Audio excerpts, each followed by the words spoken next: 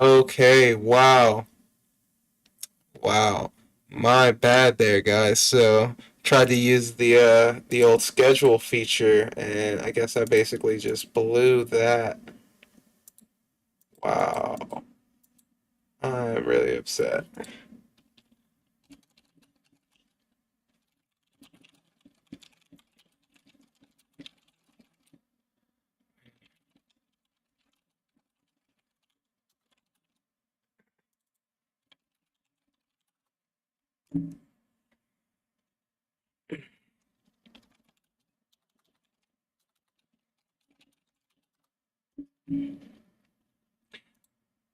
All right. So, wow. Basically, I've been talking to myself for a little while there, guys. But cool. Check out this nice intro.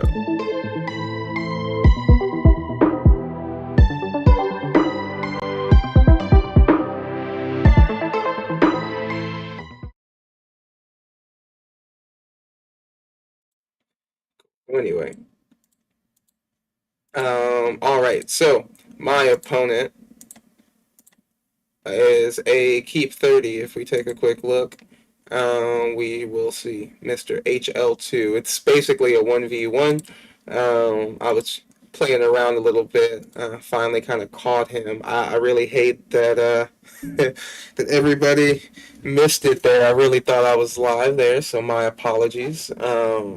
Kind of, and so, but finally kind of getting things rolling on a new rig here. We've got blue stacks up. We've got a new layout. I'm really, really excited to see how this plays out here.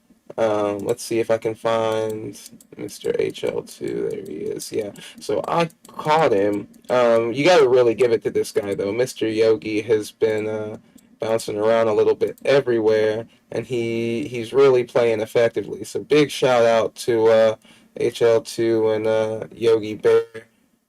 Had a little communication. He really wanted to truce everything, and said no. I'm kind of a jerk like that, I guess. No, I said no because I thought I was live 18 minutes ago, and so yeah, sorry for that delay, but really excited, cool, good to hear that it's on.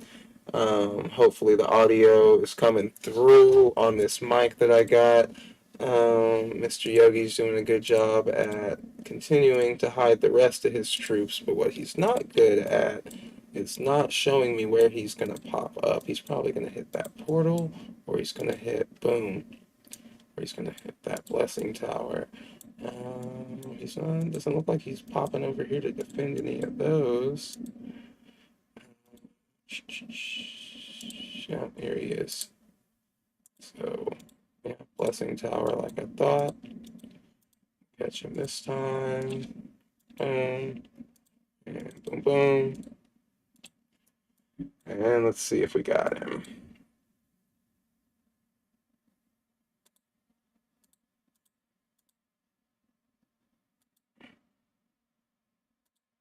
All right, hopefully my stop lagging and I can get this second hit in here. No, I'm still lagging. Wait on the return there. He ghosted him on me. This is what he's got left. Let's take a look. Working with the Legion, and it looks like his siege are basically all he's got left there. Yeah, he saved his siege. What a guy. A lot of siege there though. Good for him. So let's see. Let's attack this with just like no. I don't want to send Basil. Let's send Goamir. And cool. So with what he's got at this point too, with just siege. In a minute, I'm going to go ahead and lock down the whole, or at least few of the locations, stick some reinforcements in them. I really don't think at this point, after he took that hit, he can push him out unless he heals. And even then, looking at the generals he's working with there, I'm not overly concerned. One thing I'd really like to do usually too is when somebody ghosts on me like this, if it doesn't lag, you can see when they drop the ghost. And so if they drop the ghost, try to pin them real quick. Um, but let's see if he's just going to sit there. I'm going to go pick up for one the March Speed Tower. So I guess I'm going to do this again since it was my fault and nobody heard me. But welcome to the Battle of Gaugamela. I think that's how you say it, as far as I can tell. If not, oh well, I tried.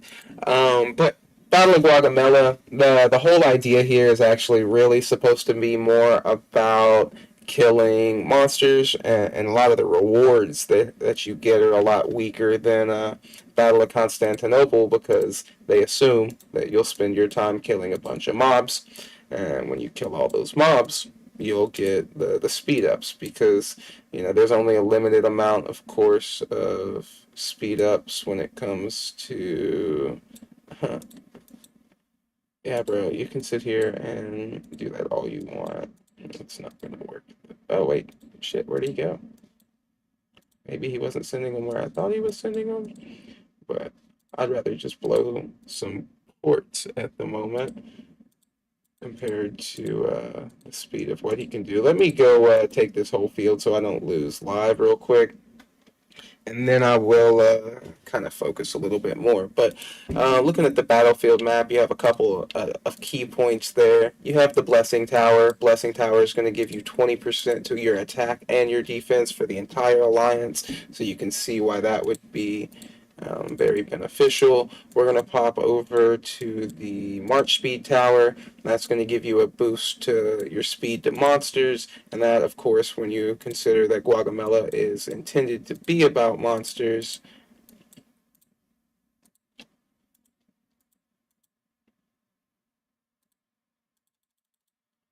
Just blow some of those easy speeds there. Or those 30% speeds there. Where's he going with it? He's blowing speeds too. Yeah, see, I don't like wasting that many speeds. It's actually cheaper to port that. But watch this. Funny thing, I beat you there. Or I got you there and I just beat you with fucking Theo. Either way. Or maybe you just had one troop going. Who knows? Either way. It was an attack. Let me see what he have. One troop. Yeah, that's what I expected. That's why I was okay with sending Theo. Let's go ahead and bring them home. Yeah, I'm blowing speeds at a crazy rate here. Obviously not worth it, but I'm making Yogi do the same thing here. So, all right, and wait for it, wait for it. Get home, Theo. Get a little bit of lag. Let me see what else. So you have the portals. The portals are.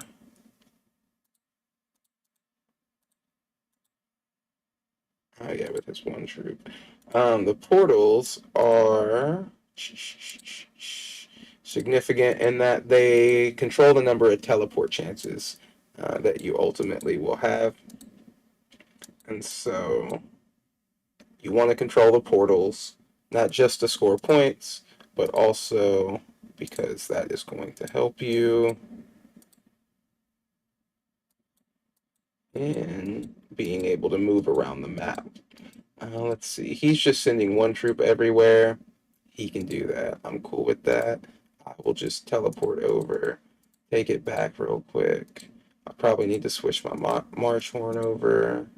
Let me see. Yeah, let's switch that to that. Cool. Let me see. So the things that unfortunately were at the beginning of this that didn't get caught on stream. There's some things I like to go through before I jump into a battlefield. The battlefield checklist, if you will.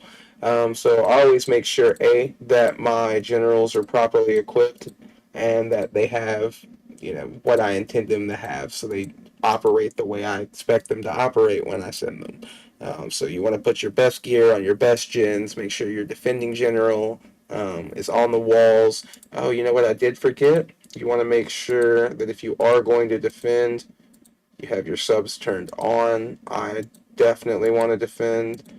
He's not going to attack me, so it doesn't matter, but I would definitely be good with defending. Let's pop over here.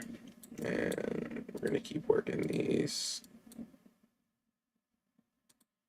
Well, I got significantly less points for killing him than I thought I would. I did, granted, only get about half his troops, but he really just didn't have that many to start with.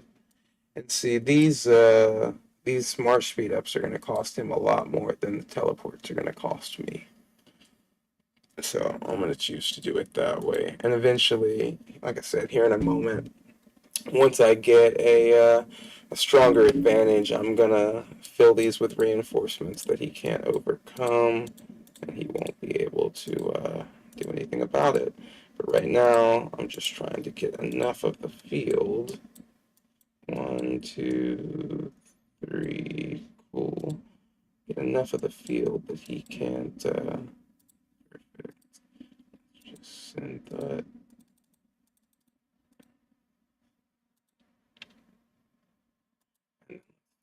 Let's hit this. You can play that way too, bro. I'm good. Cool. And then let's see what else. This one.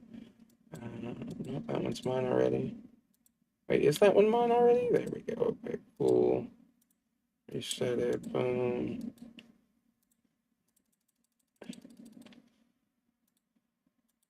Let's see.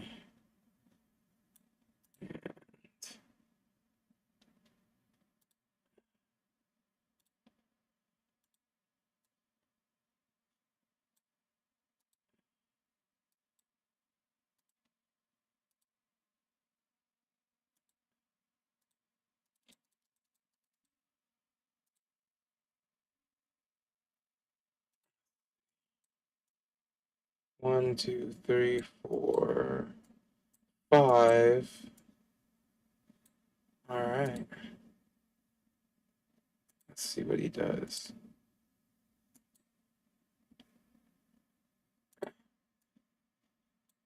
Did I just clear it? Oh, I cleared the map. Okay, cool. Now I just got to bring everybody home, and anywhere he goes,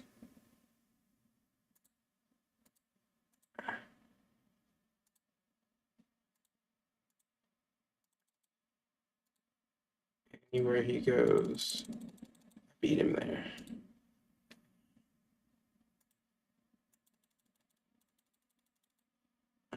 Cool.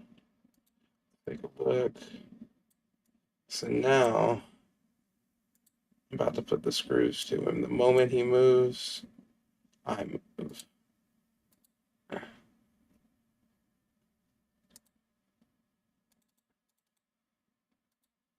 Looks like he might have went and cooked or something. Let's see. If he was thinking right now, all of my troops are really right over here. So he could try to like sneak in and attack, but I doubt it. Let me see. Oh, freaking lame.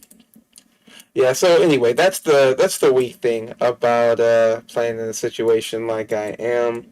You know, people don't necessarily take it seriously, number one. And number two, you might just get, an opponent with a single opponent because I'm a hard alliance to match against being a solo person alliance there. But all right, cool. So now that Yogi has checked out and I can, looks like enjoy the rest of the map here to myself, we will go through and see if we can find some meaningful things to talk about. So, tell you what, let's go ahead and put all my other troops in there. All right, cool. So, yeah, don't worry, guys. I'm not gonna make you sit through an hour and a half of me just holding these buildings, but I do want to try to hit some cool points or some important things while I'm live here on stream. So, number one, I hope the new layout is a lot more visually friendly than what some of the other things I've seen out there are. Cool, cool, cool. Oh, nice. Thanks, Glitter.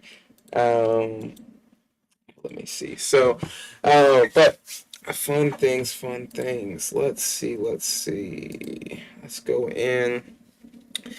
So again, the overall theme of this was to focus on Battlefield. So, prior to going into Battlefield, the things I check are to make sure I pop my buffs, to make sure my generals are properly equipped, to make sure that my defense generals are set, to make sure that my dragons and or spiritual beasts are set up and where they need to be.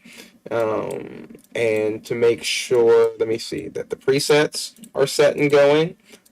I go in and I make sure, of course, to pop buffs. So those 20% buffs that last for an hour, two of them to get through a whole battlefield. Half the time, you really only need like one of them. Let me see.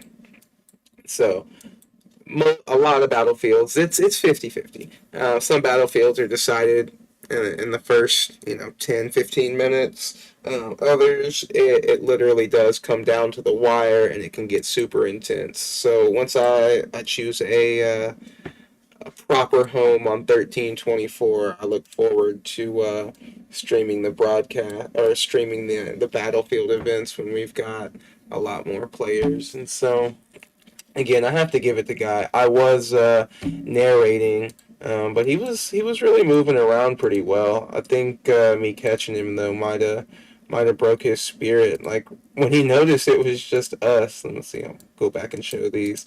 He noticed it was just us, and so then he tried to just basically NAP it out. But that seemed boring, and I wanted to get some my attacks and to look at my buffs. So I chased him down, and he did a decent job of dodging for a few times, but eventually, let me see, hold on. Eventually here I caught him. We can go back and look at that report. And why don't we talk about, oh, I know what's a fun topic. So here's something that kind of tends to be a complicated topic that a lot of people don't understand, right? They wonder why they win and or lose in a given scenario, and there's several things that go into the combat system on Ebony that people have been able to pin down. You have your obvious things like your troop buffs. This again is a mainly ground focused keep, so you can see I've pushed those ground buffs up pretty solid. And you can see that that works to pretty good effect. But let's go in here and let's break down this report, right? Let's talk about not only how to break down a report, but what to look for, maybe how those layers matter, how they hit in combat, right? So when it comes to the Ebony combat system, all your troops for either person are basically lined up, if you will, on two sides of a chessboard. The distance between them being based on the range or the maximum range of whatever troop either person has there. So adding some T12 siege in, for example, helps you start a little bit further back, and as you increase the range on the different siege machines, you actually scale the field of play there with your opponent, and that can cause some interesting effects. So, but knowing, like we know now, right, that you've got your two armies on either side of a chessboard, they begin to advance towards each other.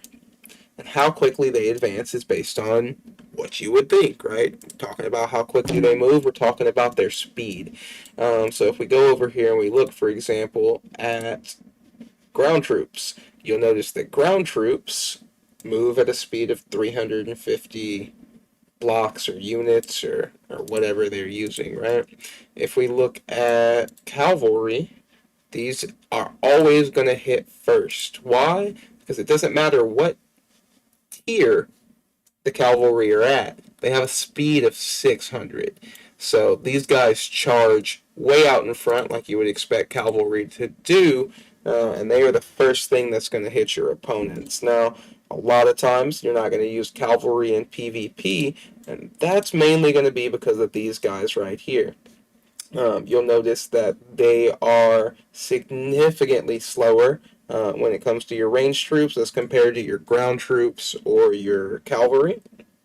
However, they can make up for it because look at that range, right? So as soon as those cav charge in and start to get too close, the arrow shower begins, and that's a fun little thing there.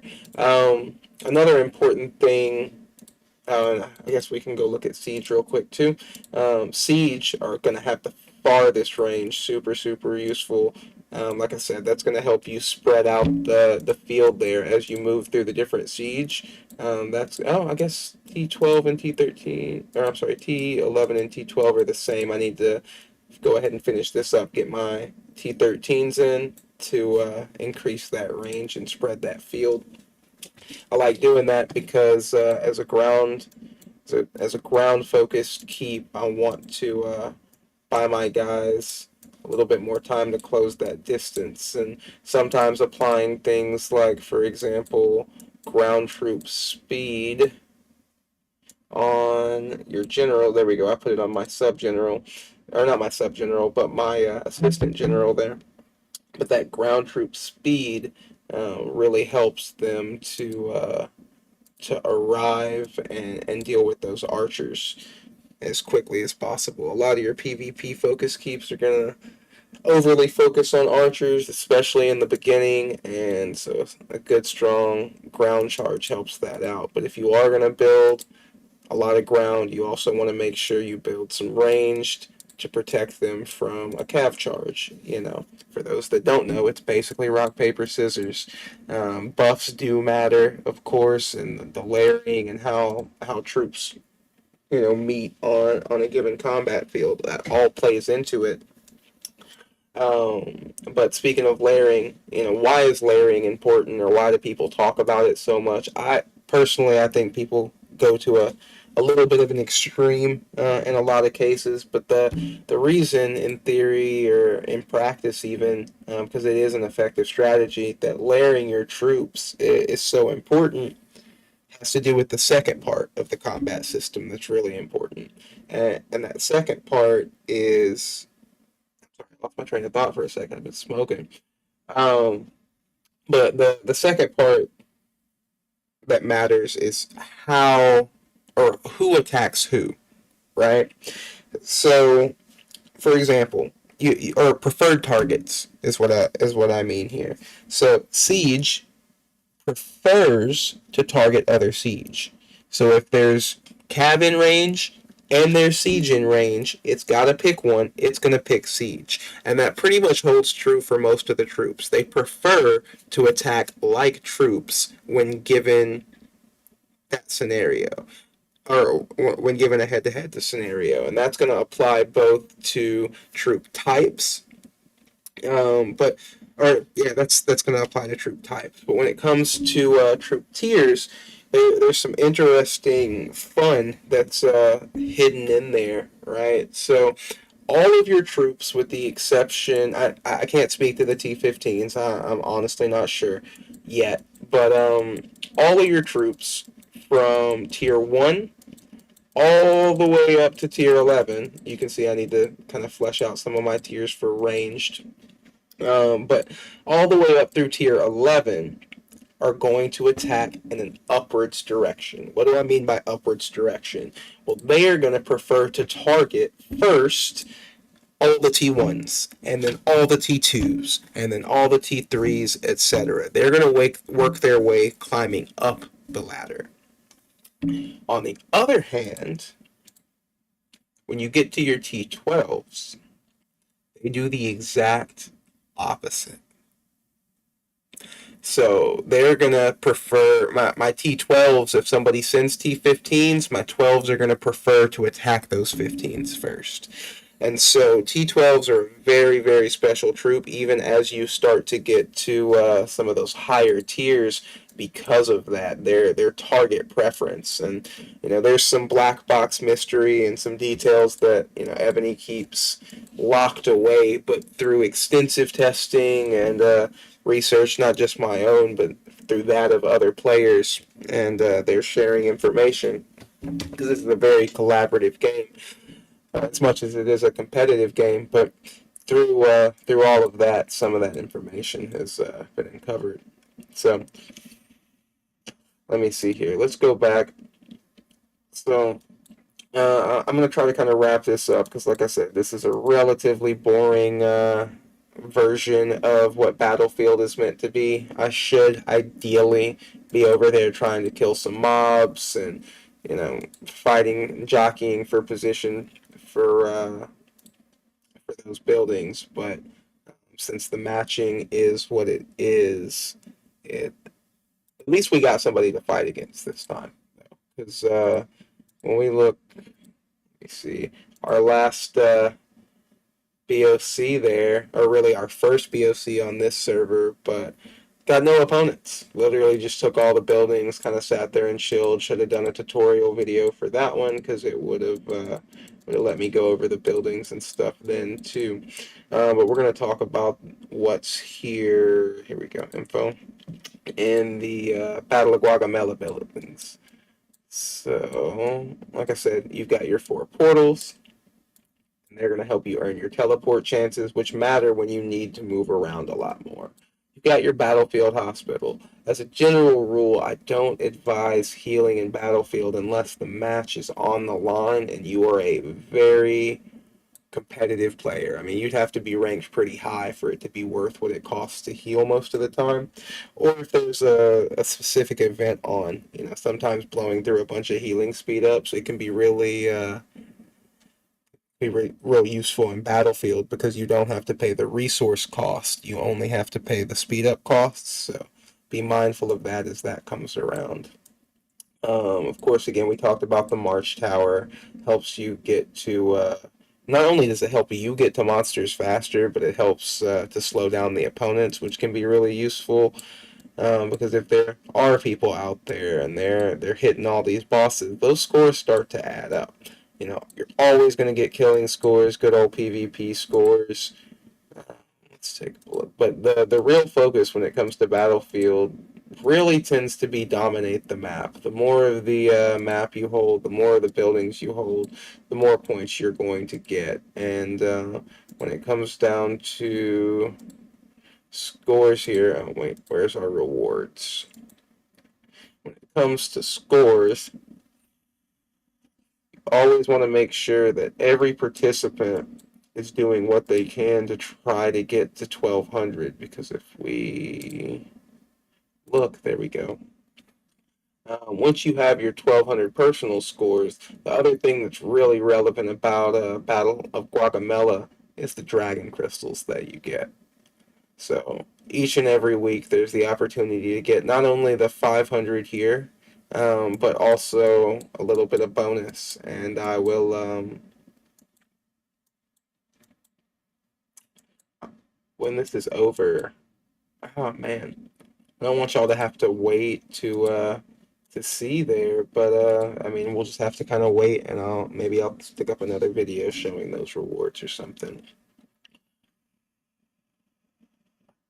All right, let me see. So, I think that's pretty much the most I'll subject you guys to. I'm gonna probably go do some other things myself while this sits here and cooks for the last hour. I don't think my opponent is too focused on making a run at it, and if he is, it's not too much longer before it's out of reach anyway. But so stay tuned. Of course, like I said, this is just a kind of preliminary overview as I pick my home alliance eventually on this server.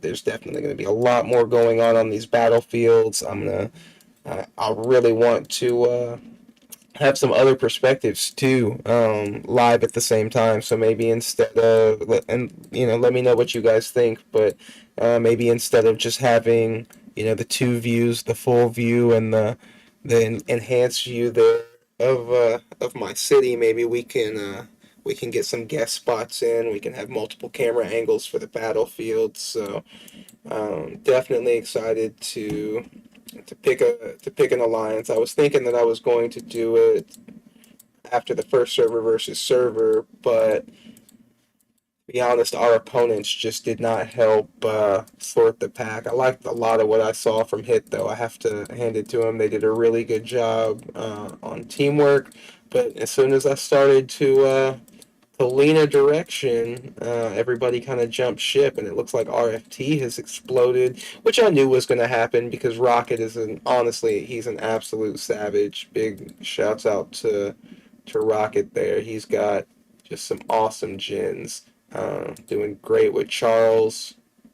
Just absolutely savage there. So mad, so mad. Seeing that, not at him, just seeing his Civ gear and knowing that I'm supposed to have my at least my second piece for Elise is really upsetting. I'll tell you all about that whole story and how that's progressing maybe soon. But hopefully that gets resolved. I've got well, I'd say I had faith in them, but that's honestly waning. I'm just kind of clicking around. But cool. So, anyway, like I said, let me know what you think. Let me know if there's any specific videos you guys want to see. Maybe some tutorials on how to really maximize your generals, what skill books have to do. I am gonna show you how to get these these 3 red skill books without wasting a ton of books, which a lot of people are known to do. I wonder, do I have a gen that I don't have any gens that need skills right now, though. Let's go shopping for a QJ. Maybe I'll get a QJ and we'll do a general vid real quick on how to cultivate it. Cause that's basically all I haven't picked up yet is to pick up a. We don't want you, Faye. I need to pick up some political gens.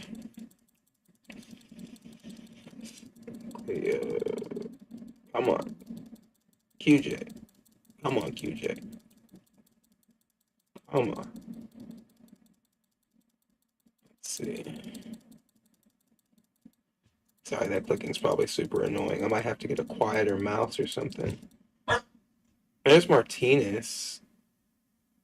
I don't even like Cav like that, though. I don't even have Cav. And I think I have a decent Cav gen already. It's good development.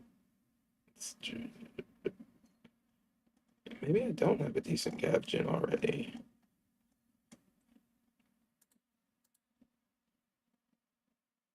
Oh, no, I know I have a decent Cav gen. Let me see. No, Eugene's not it. Eugene's not bad. It's not bad, but that's not it. Let's see. It's not Lysander, Philip, Siege, Aurelian's Ground, Napoleon. It's not Robert the Bruce. Cyrus is alright. Matthias.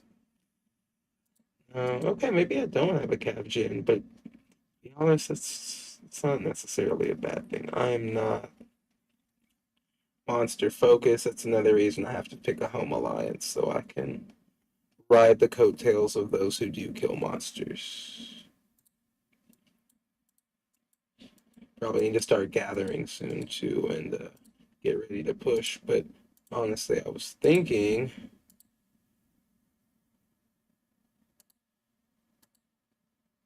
That's lame. Oh yeah, I was thinking that I would have a response. Look at this, 4 different. This is ridiculous. Been trying since April 21st to get my bracers. I'm so mad, y'all. Y'all just don't know.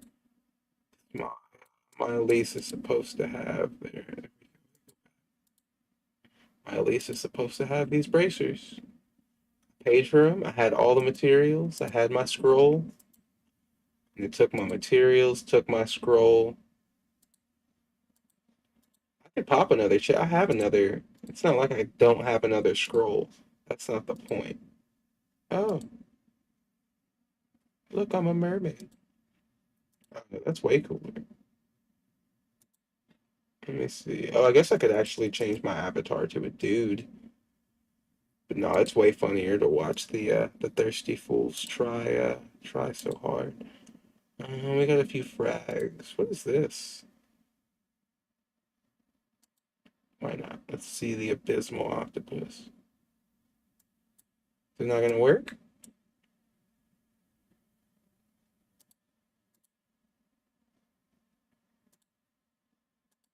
I have to do it here. Okay.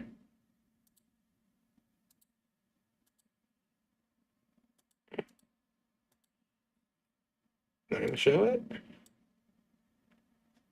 This may not have downloaded all of the necessary. Yeah, no, it's up to date. Yeah, that's weird. Anyway, guys, yeah, thanks for checking this out. I will ramble all day if you let me, but hopefully this helps some people out. Or if you want some more specific topics, let me know down in the comments down below, and I'll do my best to try to get to some specific things. I spent a small mortgage on this game over the years, and a lot of useless information. It's almost a vestigial organ at this point. So, if you need some help, tips or tricks, a lot of it's common knowledge, a lot of it's not, but you don't know what you know and what you don't know till you play around. There's a lot of empty map here, but as you can see, there's supposed to be a lot more monsters, and there are a few. I'm just not into mob killing like that. I'd rather just sit here and let my scores count. The max scores have already hit. Oh, here we go. This is what I was looking for earlier. So you do get some bonus dragon crystals too, as the alliance hits the scores there. So that's pretty cool. What is that? 100, 140, 150 plus the all rewards that you get for winning. So and or losing. You know what? Let's take a look. I think, as a matter of fact, I think they show, or I know they show the losing reward. So even if you lose, you can see look at the difference. It's only 100, literally only 100 dragon crystals difference. So this is why participation is super super important, and just occupying the buildings, even if it's just with one troop, over and over, being annoying, can help your alliance. A lot of times people think they have to be super powerful to compete in Battlefield, and that's just not true. Even if you're in an alliance where most of the team is a lot bigger than you, you can be so useful in a competitive match by getting scouts, by taking a troop with one building and just being somewhere. You know, one person can only be one place, so you're really limited there. And let's see if I can get it to work on Yogi.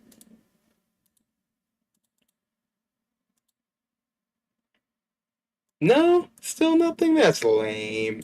Um, it's probably just because we're in Battlefield. It probably only works on the regular map. But so anyway, cool. Yeah, I hope this helps some people out. I hope I maybe in my random everything that I covered hit some key points, or at least let some people see what the Battlefield map looks like. Maybe you're in an alliance and they haven't picked you, or you were scared to get involved. Battlefield is really one of the best parts of this game, and you really don't have much to lose, especially when it comes to Battle of Gaugamela, because at the end of the day, you're going to get a little PvP practice, you're going to get some cool rewards, and when it's all said and done, any losses that you've taken, you're going to be completely healed once the battlefield completes. So, no losses, tons of rewards. If your alliance isn't putting forward a full 20 people that are actually actively trying to show up and be on for it, then you maybe need to look at either moving around in an alliance, or finding a way that you can get some of these rewards, because there's definitely some good stuff in there, and it really is going to help out. Those dragon crystals are going to really be the best option for those people that are maybe free to play too, and you're like, man, I see all these paid players and they're dragons and I want my dragon. Well, all you got to do is get to level 30, collect 1,400 of these dragon crystals, and boom, you're in there, you've got it. And so they do come pretty quickly when you're getting, what is that, 650 for a win. Or what is that, 550-ish for a loss. I'm looking in here. I might have gone right by them, but I'm looking for my dragon crystals and how many I have. Somewhere I have them. Let me just look under special items. Oh, you know what? I know where else I can see them. Okay, cool. I don't see them in there, but I know where I can see them if we go over here. This shows something else cool you could do. So I've got about 724. Wow, this will put me so close yet so far away on dragon crystals to being able to get my third dragon, the Fafnir there. Even after you've already unlocked your dragon, those dragon crystals are super essential because if you look, when it comes time to refine them, that's going to, as you lock these attributes, that's going to cost you in dragon crystals. The more you lock, the more dragon crystals it's going to cost you in order to spin. What's awesome is that, the cost for cultivating a dragon compared to, refining equipment is significantly lower. So you can get, some serious improvement with a lot less cost that way. But anyway, like I said, I hope this helps a couple people out, and if you want some more content like this, or if you want something specific, let me know, and I'll do what I can to try to get it up there, or about how I can as I continue to do this. But like I said, stay tuned for some exciting, way more exciting battlefields as we pick a team and lead that team straight to the top because there's of course there's multiple battlefields. Ebony's really expanded these, but we've got not only the All-Star battlefield coming at the end of the season. We've also got the Battle of Talons, which is always a really cool time period. And so, yeah, like I said, just stay tuned, and we'll catch you guys on the flip side.